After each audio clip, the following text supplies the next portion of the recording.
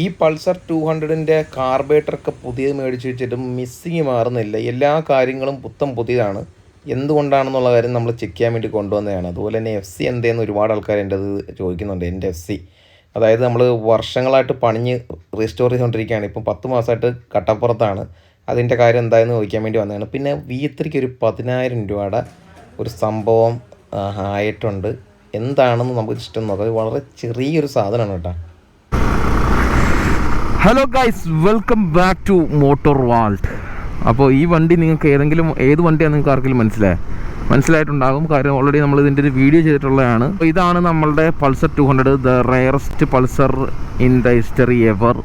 അകത്തപ്പാട് 2 വർഷത്തിലെന്താ ഈ ഒരു വണ്ടി പ്രൊഡക്ഷനിലുണ്ടായിരുന്നു. അപ്പോൾ 2 വർഷത്തിനിടയിൽ ഈ വണ്ടി മാറി 220 ആയി. ഇപ്പം നമ്മൾ 220 മാറ്റി 200ലേക്ക് വന്നിരിക്കുകയാണ് ഗൈസ്. അപ്പോൾ ഇന്നത്തെ പരിപാടി എന്ന് പറയുന്നത് 1-2 പരിപാടിയുണ്ട്. ഡെയിലി ഒബ്സർവേഷൻ എന്നൊക്കെ പറയാൻ വേണമെങ്കിൽ നമ്മൾ MVD ഓഫീസിലോട്ട് പോവുകയാണ്. നമ്മൾ MVD ഓഫീസിലോട്ട് വിളിപ്പിച്ചിരിക്കുകയാണ്. അപ്പം പെറ്റിയോ കാര്യങ്ങളോ ഒന്നും അല്ല കേട്ടോ.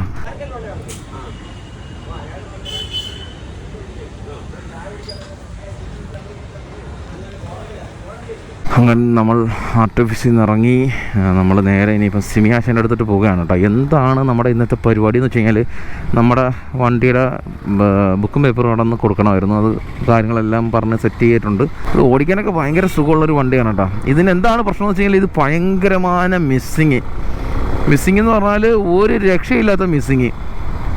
അതായത് നമ്മൾ ഹയർ സ്പീഡിലോട്ട് കയറുന്ന സമയത്ത് മിസ്സിങ്ങോ കാര്യങ്ങളോ ഒന്നും തന്നെ ഇല്ല. നമ്മൾ കാർബറേറ്ററും ടാങ്കും എല്ലാം ഒരുപാട് ക്ലീൻ ചെയ്തു, ഒരു പെട്രോൾ ഫിൽറ്ററും കാര്യങ്ങളെല്ലാം ഇട്ടിട്ടുണ്ട്. എന്നിട്ട് ലോവർ സ്പീഡിൽ പോകുന്ന സമയത്ത് ഭയങ്കര മിസ്സിങ്ങും കാര്യങ്ങളൊക്കെയാണ്. അത് മാത്രമല്ല എന്തോ ഒരു അടി, ഒരു ഇലക്ട്രിക് സ്പാർക്ക് പ്ലഗിൻ്റെ അവിടുന്ന് എന്തോ ഒരു സൗണ്ട്, കറണ്ട് പോലത്തെ എന്തോ ഒരു സൗണ്ട്. പക്ഷേ ലീക്കോ കാര്യങ്ങളോ ഒന്നും ഇല്ല കറണ്ടിൻ്റെ ഭാഗത്തുനിന്ന്. പുതിയ പ്ലഗും കവറിങ്ങും സ്പാർക്ക് പ്ലഗും പിന്നെ ഇഗ്നിഷൻ കോയിലൊക്കെയാണ് കിടക്കുന്നത്. എന്താണ് സംഭവം എന്ന് എനിക്കൊരു പിടുത്തം കിട്ടുന്നില്ല. എനിക്ക് തോന്നുന്നത് ഇതിൻ്റെ CDI യൂണിറ്റിന് എന്തോ ഒരു പ്രശ്നം ഉണ്ടാവണം എന്നാണ് എനിക്ക് തോന്നുന്നത്. അപ്പോൾ ആ ഒരു വിഷയം ഒന്ന് മാറ്റാൻ വേണ്ടിയിട്ട് നമ്മൾ ഒരുപാട് വർക്ക്ഷോപ്പിലൊക്കെ കാണിച്ചു നോക്കി. ഷോറൂമിൽ കാണിച്ചില്ല, എനിക്കറിയാം ഷോറൂമിൽ കൊടുത്താൽ ഇതിന് പരിഹാരം കിട്ടത്തില്ല. കാര്യം അവർ വേണമെങ്കിൽ മൊത്തത്തിൽ വയറും കിറ്റൊക്കെ മാറിക്കളയും. അപ്പോൾ നമ്മൾ സിമിയാശൻ്റെ അടുത്തിട്ട് പോവുകയാണ്. നോമ്പ് മാസം ഇപ്പം വെയിലത്ത് ഇറങ്ങാനൊക്കെ ഇച്ചിരി ഒരു ബുദ്ധിമുട്ടുണ്ട്. അപ്പോൾ അതുകൊണ്ട് തന്നെ അതെ നല്ല തണലാക്കി സെറ്റ് ചെയ്തത് കിട്ടി. അപ്പോൾ നമ്മൾ നേരെ അങ്ങോട്ട് പോകാൻ കേട്ടോ. പക്ഷേ തണൽ മാറിയിട്ടുണ്ട്. ഇളണ്ട് വന്നിട്ടുണ്ടെങ്കിൽ ഭയങ്കരമായ നല്ല മഴ പെയ്യുന്നുണ്ട് ഇപ്പോൾ നിലവിൽ. അപ്പോൾ നമുക്ക് നേരെ സിമിയാശൻ്റെ അടുത്ത് പോകാം. പിന്നെ നമ്മുടെ FC-യുടെ എന്താണ് അപ്ഡേറ്റ് എന്ന് സിമിയാശൻ്റെ അടുത്തും ചോദിക്കണം. വർഷം 1 ആവുന്നു നമ്മുടെ FC കൊണ്ട് ആ വണ്ടിയുടെ ഒരു എൻജിൻ്റെ ഒരു ചെറിയൊരു വർക്കും കൂടെ ചെയ്യാൻ വേണ്ടിയിട്ട് കൊടുത്തിട്ട് ഇതുവരെ റെഡിയാക്കി കിട്ടിയിട്ടില്ല. അപ്പോൾ അതും കൂടെ സിമിയാശൻ എന്ന് പറഞ്ഞ് കൺവിൻസ് ചെയ്യിപ്പിച്ചിട്ട് വേണം വരാൻ. ഓക്കെ, നമുക്കെന്തായാലും നേരെ എങ്ങോട്ടങ്ങ് പോയേക്കാം. കുറേ ട്യൂൺ ചെയ്ത് നോക്കി, ഒരു രക്ഷയില്ല. അവസാനം ഇതിൻ്റെ കാർബറേറ്ററൊക്കെ പുതിയതാണ്, കാർബറേറ്ററും ടാങ്കൊക്കെ പുതിയതാണ്. ഇപ്പോൾ കരടിറങ്ങാനോ കാർബറേറ്ററിൻ്റെ കംപ്ലൈൻറ്റ് കൊണ്ട് വരാനോ ചാൻസ് ഇല്ല. അപ്പോൾ CDI യൂണിറ്റ് ഒന്ന് മാറി നോക്കാമെന്ന് വിചാരിച്ചു. അവസാനം നമ്മുടെ FC ഒരുപാട് വിഷമമുണ്ട്. ഒരു സമയത്ത് നമ്മുടെ ചാനലിൻ്റെ ഒരു നെടുന്തൂണായിട്ട് നിന്നൊരു വണ്ടിയാണ് നമ്മുടെ FC എന്ന് പറയുന്നത്. അത്രയ്ക്ക് എനിക്ക് ഇഷ്ടമുള്ളൊരു വണ്ടിയാണിത്. കാരണം ഞാൻ അത്രയധികം എന്താ പറയണ്ടേ, പൈസ ഇല്ലാത്ത സമയത്ത് ഇത് പണിയാൻ വേണ്ടി മാത്രം പൈസ ഉണ്ടാക്കി. ഇത് വേണമെങ്കിൽ ഒറ്റയടിക്ക് റീസ്റ്റോർ ചെയ്യാനേ ഉള്ളായിരുന്നു, ഒരു ഒറ്റ വർക്കിന് തന്നെ കയറ്റി. അപ്പോൾ ഇത്രയും നാൾ 2021 2023-24 ആയപ്പോഴാണ് ഇതിൻ്റെ വർക്ക് ഏകദേശം കംപ്ലീറ്റ് ആയത്. കംപ്ലീറ്റ് ആയിട്ട് ഒരു പൂർണ്ണതയ്ക്ക് വേണ്ടി നമ്മൾ ഇതിൻ്റെ ക്രാങ്കും കൂടെ ഒന്ന് പണിയേക്കാമെന്ന് വിചാരിച്ച് ഇവിടെ കൊണ്ടുവന്നതാണ്. ഏകദേശം 8 മാസമായി. അപ്പം തിരക്കൊക്കെ കാരണം പണിയാൻ പറ്റാഞ്ഞാണ് കേട്ടോ, വേറൊന്നുമല്ല. അപ്പോൾ ഇതിൻ്റെ സ്റ്റേറ്റർ കോയിലും ബാറ്ററിയൊക്കെ മൊത്തത്തിൽ അടിച്ചു പോയി. അപ്പം ഞാനിപ്പോൾ അതിൻ്റെ ബാറ്ററിയും കാര്യങ്ങളെല്ലാം സെറ്റ് ചെയ്ത് സ്റ്റേറ്റർ കോയിൽ ഒരെണ്ണം സെക്കൻഡ് എവിടെയെങ്കിലും സംഘടിപ്പിച്ച് കൊണ്ടുവന്നിട്ട് വേണം നമ്മുടെ ഈ ഒരു വണ്ടിയുടെ വർക്കിനി ഇപ്പം വീണ്ടും റീസ്റ്റാർട്ട് ചെയ്യാനായിട്ട്. അപ്പോൾ ഒരുപാട് വിഷമമായി. കഴിഞ്ഞൊരു 7-8-9 വർഷത്തോളം ഇങ്ങനെ ഒറ്റയിരിപ്പാണ്, സ്റ്റാർട്ട് പോലും ആവാതെ. അപ്പം നമുക്ക് ഉടൻ തന്നെ ഇവനെ ഇറക്കണം. ആ ഇറക്കേണ്ട ഒരു ബാധ്യത എന്തായാലും എനിക്കുണ്ട്. ഉടൻ തന്നെ ഇറക്കുന്നതായിരിക്കും. Wait for that. ഓക്കെ, ഒരുപാട് വിഷമമാണ് കേട്ടോ. കുറേ നാളായി വണ്ടി ഒന്ന് ഓടിച്ചിട്ട്. എന്തായാലും കുഴപ്പമില്ല. ഇതിൻ്റെ ഒരു പക്ക പെർഫോമൻസ്, ഷോറൂം കണ്ടീഷൻ പെർഫോമൻസ് ആകാൻ വേണ്ടിയിട്ടാണ് ഞാൻ വെയിറ്റ് ചെയ്യുന്നത്. കാരണം നമ്മൾ ഇതിൻ്റെ ഹെഡ് ഫുള്ള് റീസ്റ്റോർ ചെയ്ത് valve seal, cam shaft, cylinder അതിൻ്റെ പിസ്റ്റൺ, പിന്നെ ക്ലച്ച് ഫുള്ള് കംപ്ലീറ്റ് ആയിട്ട് മാറി. ക്ലച്ച് ബെല്ലും നമ്മൾ റീവർക്ക് ചെയ്തു. എൻജിൻ സൈഡ് പിന്നെ കാർബേറ്റർ നമ്മൾ ഫുള്ള് ക്ലിയർ ചെയ്ത്, അങ്ങനെ ഏതെല്ലാം ഭാഗങ്ങളുണ്ട്, ഇറിഡിയം സ്പാർക്ക് പ്ലഗ് ഇട്ട് അങ്ങനെ എല്ലാം സെറ്റപ്പാക്കി വെച്ചിരിക്കുകയാണ്. അപ്പോൾ ഈ ക്രാങ്കും കൂടെ ഒന്ന് എന്തായാലും ഇത്രയും പണിഞ്ഞില്ല, 70,000 കിലോമീറ്റർ ഓടിയ ക്രാങ്കല്ലേ. അപ്പോൾ അതിൻ്റെ ബെയറിംഗ് ഒക്കെ ചെറിയപ്പം തേയ്മാനമുണ്ട്. അപ്പോൾ ആ ബെയറിംഗ് ഒക്കെ മാറി ഫുള്ളൊന്ന് റീസ്റ്റോർ ചെയ്യാനായിട്ടുള്ളൊരു പ്ലാനിലാണ് സത്യം പറഞ്ഞിരിക്കുന്നത്. സോ നമുക്ക് ചെയ്യാം. അപ്പോൾ അതെ നമ്മുടെ പൾസർ ഇവിടെ ഇരിപ്പുണ്ട്. ഇതിൻ്റെ കംപ്ലയിൻറ്റ് കണ്ടുപിടിച്ച് CD യൂണിറ്റിൻ്റെ ആയിരുന്നു. അപ്പോൾ അതിനെപ്പറ്റി ഞാൻ കൂടുതൽ ഡീറ്റെയിലും കാര്യങ്ങളൊക്കെ ഞാൻ പറയാം. അപ്പോൾ ഇതിൻ്റെ കംപ്ലയിൻ്റ് എന്ന് പറയുന്നത് CD യൂണിറ്റാണ് കേട്ടോ. CD യൂണിറ്റാണെന്നുള്ള കാര്യം കൺഫേം ആയി. കാര്യം കാർബേറ്ററിനോ അല്ലെങ്കിൽ മറ്റുള്ള കാര്യങ്ങളോ ഒന്നും കാര്യങ്ങളോ ഒന്നും ഇല്ല. ഒരുപാട് വട്ടം ക്ലിയർ ചെയ്ത് നല്ല മിസ്സിങ് ഉണ്ട്, ചെറിയ സ്പീഡിൽ മാത്രം. അപ്പോൾ അത് സിമിയാഷൻ ജസ്റ്റ് ചെക്ക് ചെയ്ത് നോക്കിയ സമയത്ത് CD യൂണിറ്റിൻ്റെ ആണെന്ന് പറഞ്ഞിട്ടുണ്ട്. അപ്പോൾ ഗൈസ് ഇത് ഡേ 2 ആണ്. ഡേ 2 നമ്മൾ R15 ആയിട്ടാണ് വന്നത്. ഇന്നലെ നമ്മൾ പൾസർ 200 കൊണ്ടുവന്ന ഒരു ട്യൂണിങ് ഒക്കെ കഴിഞ്ഞ് അതിൻ്റെ CD യൂണിറ്റിനാണ് കംപ്ലയിൻ്റ് എന്നുള്ള കാര്യം കണ്ടൊക്കെ പിടിച്ചതിന് ശേഷം റമദാൻ മാസമൊക്കെ കഴിഞ്ഞിട്ട് നമ്മളിപ്പം ഒരു ട്രിപ്പൊക്കെ പോകാനായിട്ട് ഒരുപാട് നാളിന് ശേഷം നമ്മുടെ R15 അതൊരു ട്രിപ്പ് നമുക്ക് പോകണം. അപ്പോൾ അതിന് R15 കുറച്ച് ബേസിക് മെയിൻ്റനൻസും കാര്യങ്ങളൊക്കെ ഉണ്ടായിരുന്നു. അതായത് ഓയിൽ ചേഞ്ചിങ്ങും പിന്നെ ഷോക്കിൻ്റെ ഓയിൽ സീലും ഓയിലും ഒക്കെ മാറേണ്ട സാഹചര്യം ഉണ്ടായിരുന്നു. അതുകൊണ്ട് നമ്മളതൊക്കെ മാറാനായിട്ട് സ്പെയറൊക്കെ മേടിച്ച് സിമിയാശേൻ്റെ അടുത്തിട്ട് പോകുകയാണ്. സിമിയാശേൻ്റെ അടുത്തിട്ട് പോയിട്ട് നമ്മുടെ വണ്ടിയുടെ ഒരു ക്യാം ഷാഫ്റ്റ്, ഇതിനകത്തൊരു ഹെഡിനകത്ത് ഒരു സൗണ്ട് വരുന്നുണ്ട്. അപ്പോൾ ആ ക്യാം ഷാഫ്റ്റ് കൂടെ മാറിയാലെന്നും കൂടെ ഒരു ആലോചനയാണ്.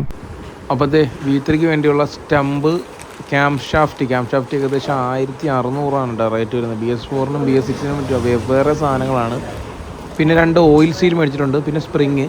പിന്നെ അത് ഏറ്റവും വലിയ വിറ്റെന്ന് പറയുന്നത് ഞാൻ ഈ ഷോക്കിൻ്റെ പൈപ്പും സ്പ്രിങ്ങും ഒക്കെ FC-യുടെ ആണ് കേട്ടോ മേടിച്ചേക്കുന്നത്.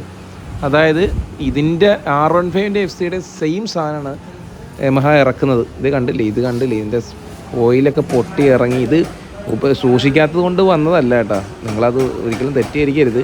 വണ്ടി ഉപയോഗിക്കാതെ ഇരുന്ന് ആ ഓയിൽ സീല് പൊട്ടി അത് ഓയിലും കാര്യങ്ങളൊക്കെ ഒലിച്ചിറങ്ങിയതാണ്. സിമേഷൻ അത് കണ്ടില്ലേ, സോർട്ട് ഔട്ട് ചെയ്യുന്നത് നിങ്ങൾ കണ്ടില്ലേ, വെള്ളം കയറി മൊത്തത്തിൽ ആ ഓയിലിൻ്റെയൊക്കെ അവസ്ഥ കണ്ടില്ലേ, എന്തോ നാറ്റമായിരുന്നറിയാം. അങ്ങനെ അത് ഫുള്ള് ക്ലിയർ ചെയ്ത് നമ്മൾ FC-യുടെ പൈപ്പും സ്പ്രിങ്ങൊക്കെയാണ് ഇടുന്നത്. വലിയ വ്യത്യാസങ്ങളൊന്നും വരുത്തൊന്നുമില്ല, വലിയ വ്യത്യാസമില്ല, ഒരു വ്യത്യാസം പോലും വരുത്തില്ലെന്നാണ് എൻ്റെ ഒരു നിഗമനം.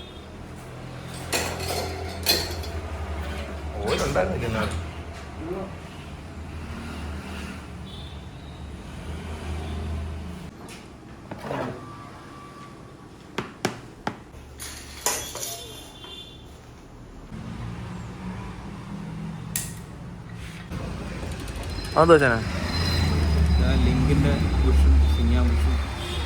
സിംഗാംബുഷ് ഇടയ്ക്കും കൂടെ ഒരു കിരികിരാ സൗണ്ട് ഉണ്ടായിരുന്നു വണ്ടി കട്ടറി വീഴുമ്പോഴേ, അതിൻ്റെ അല്ലേ സിംഗാംബുഷല്ലേ. അങ്ങനെ നമ്മുടെ വണ്ടിയുടെ ഓയിലും കൂടെ ഒന്ന് മാറാൻ പോവാണ് കേട്ടോ. ഏകദേശം 5000 കിലോമീറ്ററായ മോട്ടിവോൾട്ട് ഓയിലാണ്. അത് നമ്മൾ എന്തായാലും അങ്ങ് മാറുകയാണ് കേട്ടോ. ഓയിൽ അത്യാവശ്യം നല്ലോണം കരുത്തില്ലേ, കരിഞ്ഞിരിക്കുകയാണ്.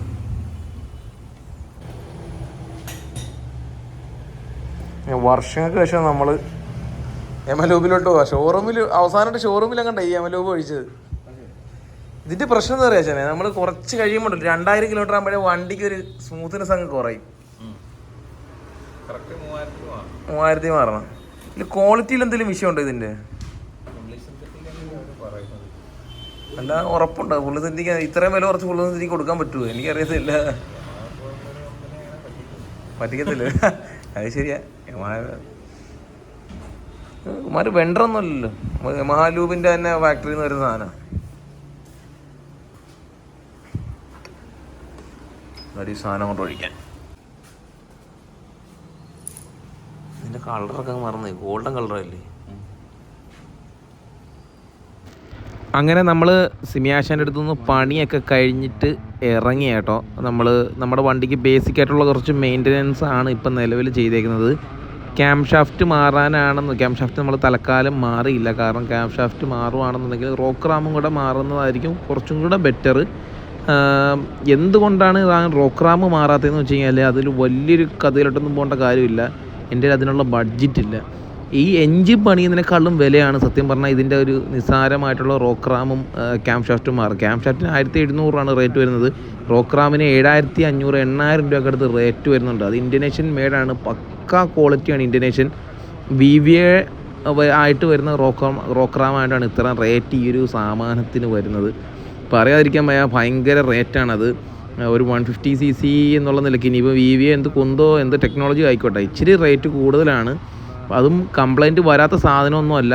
ഇടയ്ക്കിടയ്ക്ക് എൻ്റെ വണ്ടിക്ക് മാത്രമാണ് എനിക്ക് തോന്നുന്നത് ഇത്രയും 44,000 കിലോമീറ്ററോളം ലൈഫ് കിട്ടിയത്. പുതിയ ഇറങ്ങുന്ന V4-നും BS6 V3-ക്കൊക്കെ നല്ലപോലെ പണി കിട്ടുന്നുണ്ടായിരുന്നു. അത്യാവശ്യം ക്വാളിറ്റി കുറവുമാണ്. അപ്പോൾ ഇത്രയും വില കൊടുത്ത് ഇത്രയും പെട്ടെന്ന് പണി വരുന്ന സാധനമൊക്കെ എനിക്ക് അക്സെപ്റ്റ് ചെയ്യാൻ പറ്റുന്നില്ല. അതുകൊണ്ട് ഞാനത് മാറിയില്ല. എന്തിനാണ് ഇത്രയും ലേബർ ചാർജും എല്ലാം കൂടെ ഒരു 10,000-15,000 രൂപയ്ക്ക് അടുത്ത് ഈ ഒരു സൗണ്ട് മാറാൻ വേണ്ടി മാത്രം. അതിൻ്റെ തന്നെ വലിയ സൗണ്ടൊന്നും വന്നിട്ടില്ല. ചെറിയ രീതിയിലുള്ള സൗണ്ട് വന്ന് തുടങ്ങിയപ്പോൾ തന്നെ മാറാമെന്ന് വിചാരിച്ചാണ്. പക്ഷേ ഇത്രയും റേറ്റ് ആവുമെന്ന് ഞാൻ ഒരിക്കലും വിചാരിച്ചില്ല കേട്ടോ, VVA റോക്രാമിൻ്റെ റേറ്റും കാര്യങ്ങളൊക്കെ. അപ്പോൾ എന്തായാലും കുറച്ചും കൂടെ ഓടട്ടെ, എന്നിട്ട് നമുക്ക് എന്തൊക്കെയാലും മാറാം എന്നുള്ളൊരു കാഴ്ചപ്പാടിലാണ് ഞാൻ എന്തായാലും ഇരിക്കുന്നത്. അപ്പം basic maintenance brake fluid, coolant, engine oil, air filter കാര്യങ്ങളെല്ലാം തന്നെ നമ്മൾ ക്ലീൻ ചെയ്ത് വിട്ടിട്ടുണ്ട്. അല്ലാതെ വേറെ കംപ്ലയിൻറ്റോ കാര്യങ്ങളോ ഒന്നും തന്നെ ഇല്ല. നമ്മൾ ആ ഷോക്കിൻ്റെ കാര്യങ്ങളെല്ലാം തന്നെ നമ്മൾ സോർട്ട് ഔട്ട് ചെയ്തു. ചെയിൻ സ്പ്രോക്കറ്റൊന്നും ഇതുവരെ മാറേണ്ടതായിട്ട് വന്നിട്ടില്ല. വണ്ടി സത്യം പറഞ്ഞാൽ ഒരു മേജർ സർവീസ് എന്നുള്ള രീതിയിൽ ഞാൻ കണ്ടതാണ്, പക്ഷേ അത്ര മേജർ സർവീസിൻ്റെ കാര്യങ്ങളൊന്നും ഇല്ലെന്നാണ് പുള്ളി പറഞ്ഞത്. സോ ആരെങ്കിലും R15 ഉപയോഗിക്കുന്നുണ്ടെങ്കിൽ കറക്റ്റായിട്ട് ഓയിൽ മാറിക്കോണേ. കാര്യം എന്ന് വെച്ച് കഴിഞ്ഞാൽ ഇത് അത്യാവശ്യം കോസ്റ്റ്ലിയാണ്. ഇപ്പോൾ ഇതിനെ കമ്പയർ ചെയ്യുന്ന RC200 വെച്ച് കമ്പയർ ചെയ്യുന്ന സമയത്ത് എൻജിൻ്റെ പാർട്സിനൊക്കെ ഇച്ചിരി അത്യാവശ്യം കൂടുതലാണ് റേറ്റും കാര്യങ്ങളൊക്കെ എല്ലാം. ഇല്ലെങ്കിൽ ഇത് ഇന്ത്യയിൽ ഉൽപ്പാദിപ്പിക്കണം ആ ഒരു VVA റോക്രാം. സോ നിങ്ങൾക്ക് ആർക്കെങ്കിലും ഇതുപോലെ V3-ക്ക് പണി കിട്ടിയിട്ടുണ്ടെങ്കിൽ ജസ്റ്റ് താഴെ കമൻറ്റ് ചെയ്യും. നമുക്കങ്ങനെ പണിയായിട്ടൊന്നും കിട്ടിയിട്ടില്ല, ബട്ട് ഞാനിതിൻ്റെ റേറ്റ് കേട്ടപ്പോൾ ഞെട്ടിപ്പോയി, അത്ര മാത്രമേ ഉള്ളൂ കേട്ടോ. അപ്പോൾ എന്തായാലും അടുത്തൊരു വീഡിയോയിൽ കണ്ടുമുട്ടാം. അതുവരേക്കും ബൈ.